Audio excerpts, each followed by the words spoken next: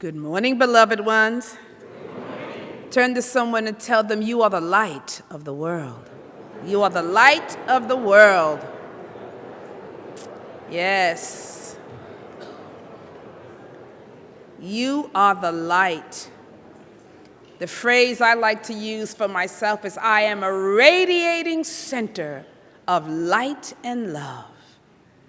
And I feel that coming from my heart. I feel that coming from my mind and my consciousness. I am a radiating center of light and love. Radiating the goodness of God, radiating the presence of love, radiating all that I wish to be and all that I wish to see in the world. We have to give that which we desire to have, right? And we give out of our beingness. We give out of the fullness of God's presence. We don't give out of a sense of lack and limitation. We give out of the fullness of life, knowing that we are blessed on every hand. Regardless of the situation and the circumstance, we are blessed on every hand. And still, I can rise. Well, this morning I have been moved to talk about a subject that I rarely speak on in a Sunday service, during a Sunday service. I usually save the message or the topic for funerals and memorials. And of course, the subject is death. Now, it's a subject that sort of many feel uncomfortable talking about, especially if it may indicate your impending death. Most people don't want to talk about that. It's almost as if we believe that if you don't mention it or you don't speak about it, it'll simply go away. It's like we think we can hide. If we hide deep enough, death won't find us. And there's a truth to this concept of death not finding us. Yet we know that it is an experience that most will undergo, right? And I say most because some may have the consciousness that they can transcend and not go through this transitional period. Some people feel that it's a morbid topic. Oh, I don't want to talk about that, you know? And some of us move through life as if it will never happen to us. And so we don't plan, we don't prepare. And I know what it's like. Serving as a minister for quite some time, I know what it's like and what happens when families and people aren't prepared. The soul, of course, is fine, but those left behind are struggling and trying to get things together. Our house is not in order, and I even include myself in that process, because I don't have the things that I should have in order like I should. I've got money in the bank, but nobody knows where it is. You know what I'm saying? My family would have to run around and figure out, well, what bank does she bank in, and where's her papers, and where's her stuff, because I don't have it in order. One of the things that I admired by one of our congregants, Henry Edmonds, you remember Henry Edmonds? And I just never forget, when Henry made her trip, she had all her stuff. She gave me everything laid out how she wanted it, and where everything was, and how to do it, and it made it so much easier for family and friends to carry on. But yet most of us go through life as if we're not going to prepare for any of that. If I don't address it, I won't have to experience it. And you know, we do that. But think about this. Death is a part of life. And that may sound like a cliche because, you know, we always hear, oh, death is a part of life. But that is oh so true. It is a part of life. Now, this past week, there were two dear souls who made their transition this week. And from these two souls, I learned so much about the art of living while in the midst of dying. So much from them. One of my friends is part of a group that I belong to, and she was diagnosed with cancer a few years ago. But she really lived her life fully. And both these ladies lived their lives fully, and they fought hard through the diagnosis. You know, they still had a commitment to live within the diagnosis. And one of my friends, she would have chemo on one day, and the next day she would be on a plane to some foreign country so she could go take pictures she liked photography. And so she would do that, and it was just amazing to watch how she lived her life. Constantly traveling, it was an adventure for her, never letting anything grow under her feet, constantly moving and doing and sharing. She would have parties. She had a house in the country, and she called it her tree house. And she would invite people to come and to party. She'd have chemo, and then she'd have her party in her tree house. One time, and her cancer before it spread, was in her pelvic area, and it was hard for her to walk. And we were having a golf tournament, and it was a golf tournament for ladies in the group that I belonged to. And there she was with her wig on, because she'd lost all her hair, her wig on, and with the pain in her legs and hard to move, golfing.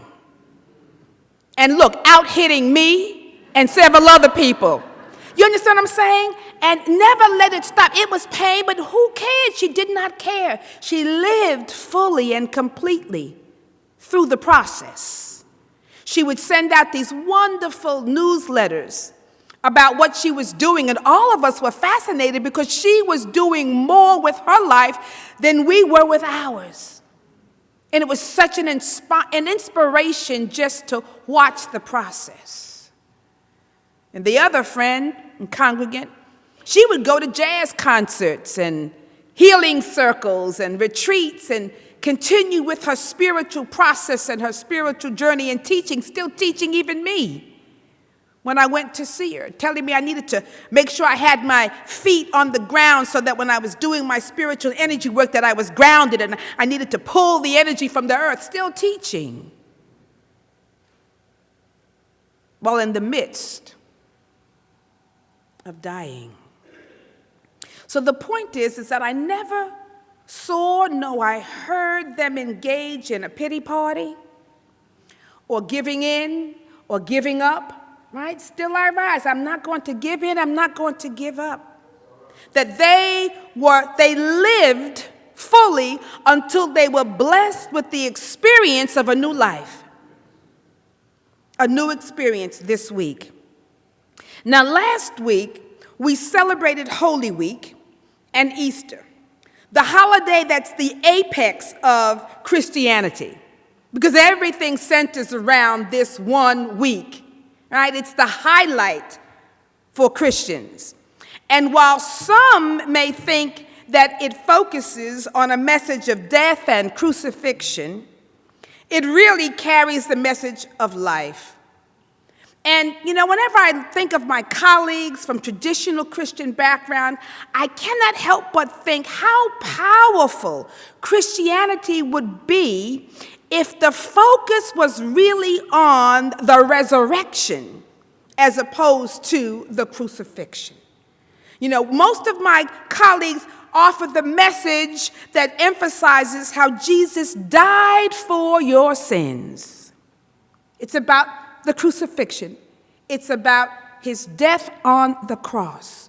But can you imagine how many more would actually come if the focus was on how he rose and how he resurrected so that you may live? What if that was the central message that every Christian leader and minister would espouse?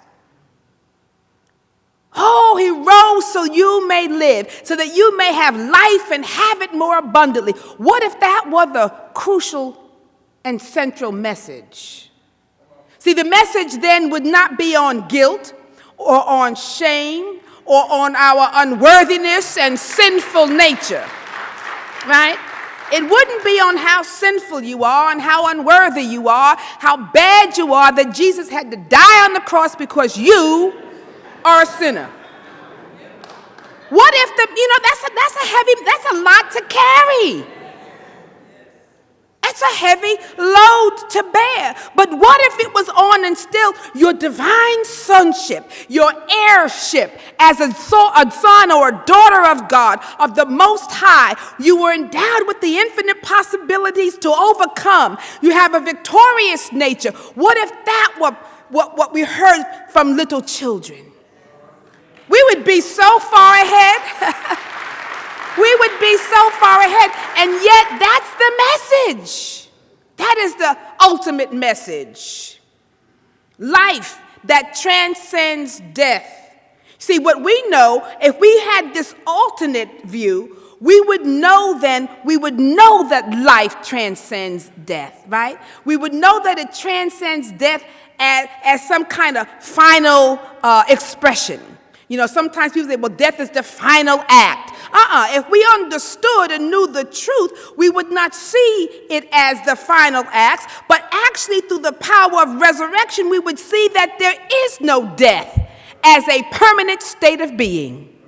There is no death as a permanent state of being. Because, see, this is the way it works. If you truly believe that life itself is eternal, then there can be no death.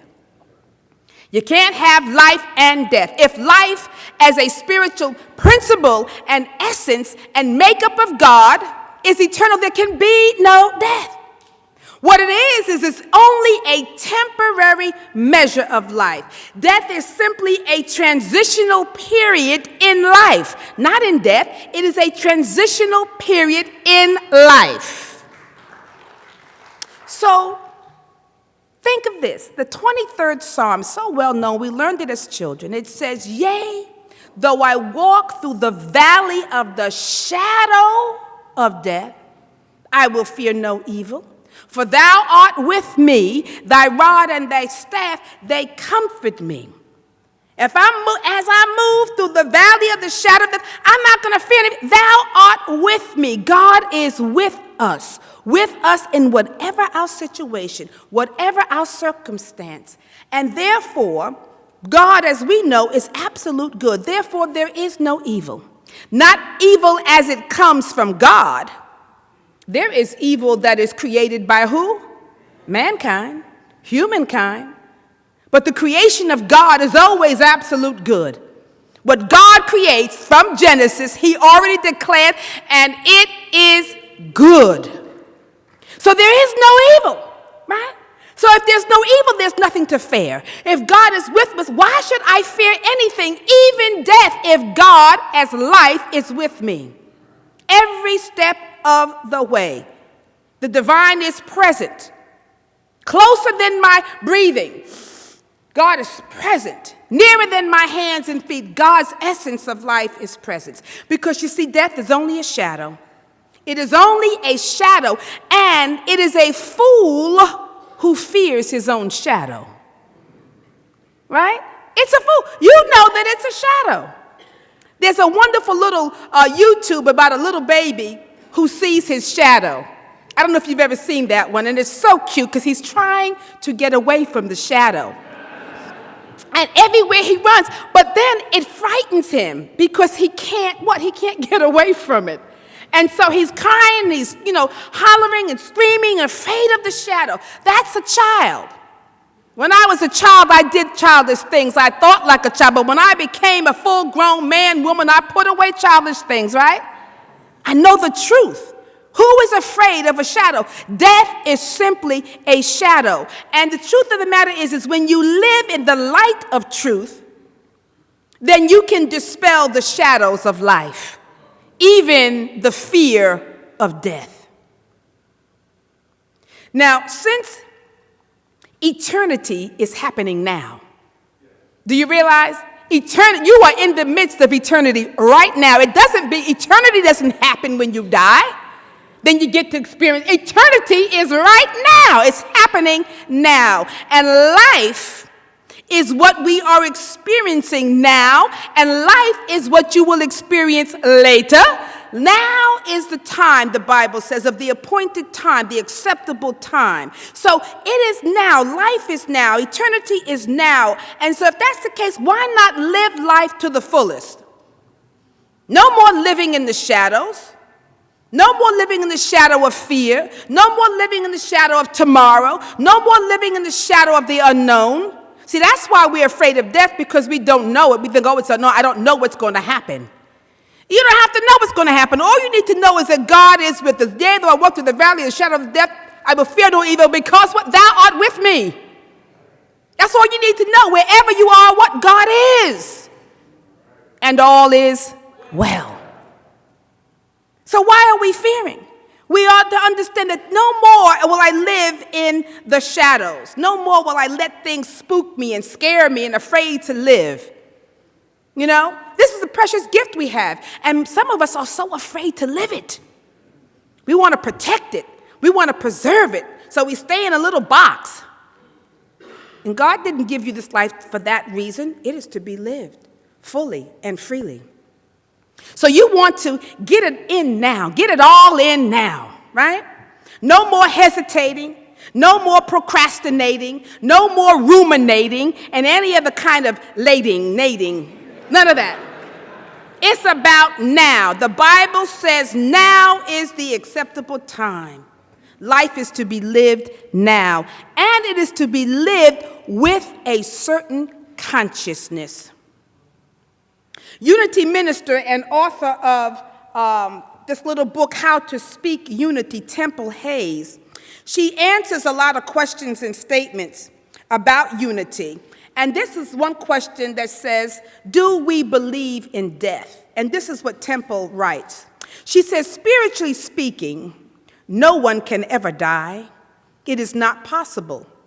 As on the most basic level, we are energy, and energy is not capable of dying. Within the principle of life, there can be no death.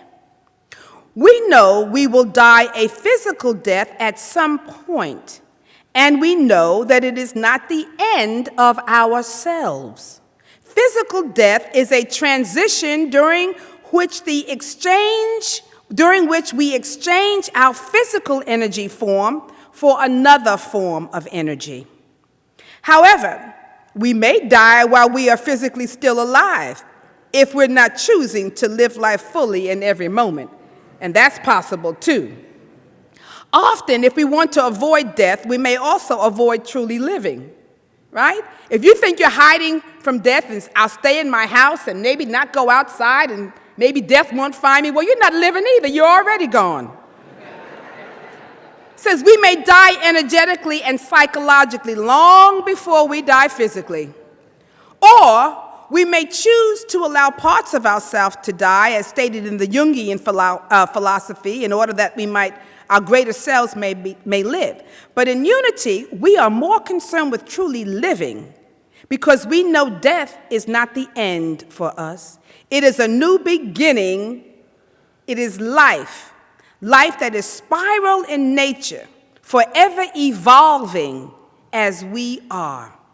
Life is spiral in nature, forever evolving as we are. I love that particular last line because I see that as how I view life, and I see it how I view my own sense of growth in consciousness as a spiral. You know, it goes this way, right? So life doesn't go this way. I think it grows this way, and it expands even greater and greater and wider, and so does my understanding of life. As I'm growing in consciousness and in awareness, I'm expanding my consciousness wider and wider and wider with greater understanding, because the purpose of life is to evolve. And it is to evolve in consciousness. It is not to maintain this physical being for eternity. It is to maintain and evolve one's consciousness. Have you ever found yourself saying, well, thought I learned that lesson before.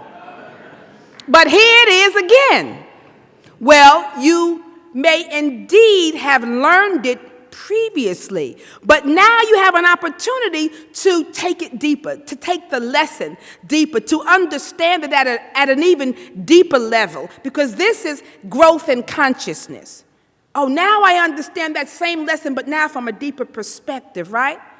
And we must always be about growing and expanding our consciousness. And here's why. This is why it's important. Because the only thing that dissipates and dissolves in death is the physical body. And even that just actually changes its energetic composition. See, the body maybe dissolves and goes back into the earth, but it also becomes something else, right? Energy, nurture. So even that doesn't cease. The body doesn't cease. It merely changes its form. But here's the key. What is also important to understand that does not cease is our souls. And your soul continues on in its journey of life. And your soul, we like to say in New Thought, your soul is simply the sum total of consciousness. It is the sum total of all of your thoughts, your feelings, your perceptions, your attitudes, your beliefs. All that comprises your soul. You have a spirit, which is your divine energetic life animating energy of God in you, and you have a soul, mind. You have spirit, mind, and body. You have that soul, which is all the sum total of awareness and consciousness, and then you have your physical being, right? So your soul, the body changes form, but the soul goes along with you. This is the important part that you need to understand, because it is not that, we shouldn't be so concerned with our death. We need to have more of an awareness of our living. Your consciousness moves with you in spirit. And so we need to be concerned about the quality and the nature of our consciousness while we are in the midst of life and living, because that is what you're going to take with you into the kingdom of heaven. You take your consciousness with you into the kingdom of heaven. Now, this is such a powerful phrase for us to really, really understand this whole concept of the kingdom of heaven and consciousness. Ernest Holmes, who is a great metaphysician and the leader and founder of the religious science movement, he says this, and he's quoting scripture. And he says, "What is loosed on earth shall be loosed in heaven." Meaning, when he says that, and he says, meaning death changes nothing. We continue as we are. And then he says, "Whatsoever you bind on earth shall be bound in heaven." Meaning, the transition through which we pass in physical death does not necessarily change our mental images. In other words, this is what you need to get. It doesn't necessarily change our thoughts. And when I read that, I went, uh-oh. You mean the same garbage that I'm carrying in my mind can be the same garbage that I'm going to carry into the kingdom of heaven consciousness? Uh-oh. I may not want to have that. What you bound on earth is bound in heaven. What you loose in earth is loosed in heaven. Now, do you remember last week when I mentioned we were talking about the Easter experience?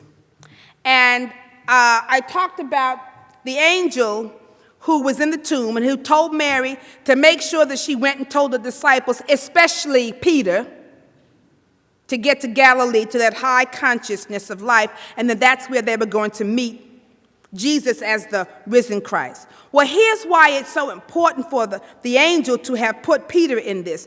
And I'm reading this because this happened, this is a statement that Jesus engaged in before his, of course, resurrection, and he was still with his disciples, teaching and working with them. And this is from Matthew 16, verses 13 through 20. And he says, "When Jesus came to the region of Caesarea Philippi, he asked his disciples, 'Who do people say that the Son of Man is?' 'Well,' they replied, Some say John the Baptist, some say Elijah, and others say Jeremiah or one of the prophets. Then he asked them, "Who do you say I am?" Simon Peter answered, "You are the Messiah, the Son of the living God." And Jesus replied, "Blessed are you, Simon of John, son of John, because my Father in heaven has revealed this to you. You did not learn this from any human being. Now I say to you that you are Peter, and upon this rock I will build my church, and all the powers of hell will not conquer it. And I will give you the keys of the kingdom of heaven. Whatever you lock on earth will be locked in heaven, and whatever you open on earth will be opened in heaven." And then he sternly warned them not to tell anybody that he was the Messiah. Now, Jesus, believe it or not, was talking about your consciousness. Whatever consciousness you bind on earth will be the same consciousness that you're going to bind in heaven. Whatever consciousness you loose or release or let go or open up to on earth will be the same consciousness that you're able to release, open up to, and let to in heaven. In other words, the quality of your consciousness while here on earth, be it positive or be it negative, will be your experience in heaven. And heaven, we know, is simply a state of consciousness. And the kingdom of heaven is an exalted consciousness, an exalted state. So what Jesus is saying, look, the kingdom of heaven is in your hand. The keys are in your hand. Whatever goes on in your consciousness is what you're going to experience in heaven, in the consciousness of the divine, in the presence of the divine. So you don't want necessarily to get caught taking your low consciousness, your low vibration in the kingdom of heaven, and then get locked and bound in that state, in that vibration.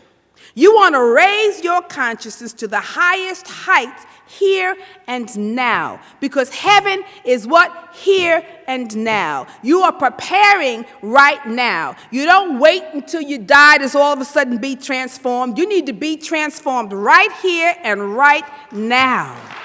This is what's happening. You don't want to carry a consciousness of fear and death and limitation into your soul awareness. You want to always speak life. Speak life into your spirit. Speak life into your consciousness. Speak life even in the midst of death, because that is what's going to feed your soul, and that is what's going to enable you to transcend to the heights, the higher heights of life. And that is what will follow you in life even after death.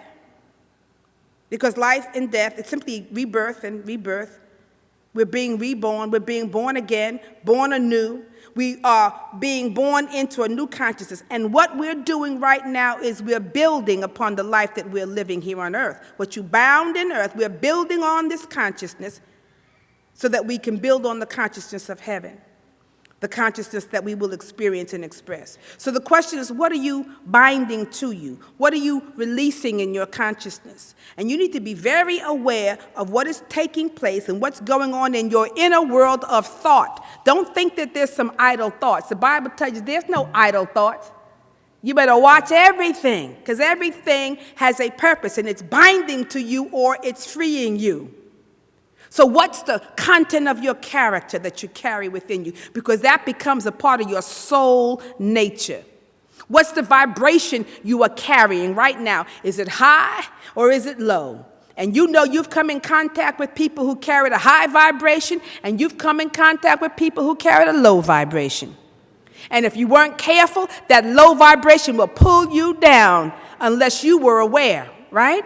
What's the content of your character, and what's the quality of the vibration you carry? Is it full of love and light and peace, or is it full of fear and negativity, limitation? Eternity begins right now. And you hold the keys to the kingdom right in your hands. So you need to ask yourself, am I living fully? Am I living like there is no tomorrow? Because I don't want to wait to die to get to heaven to be transformed. Because that process comes in your living right here and right now. The kingdom of heaven is within you, Jesus said. It is within you. It is now. It is present. It's within your consciousness. And now is the accepted time to live and to be renewed in your spirit, in your mind, in your body, in your heart, and in your soul. No one knows the hour or the day when our death will come. But that doesn't even matter. What matters is that we live our days and we live our hours and we live our time being fully present in the highest energy and the highest consciousness, now and every moment, because any moment could be the moment. Eternity begins now, so live it well. Blessings and namaste. Blessings. Blessings. Blessings.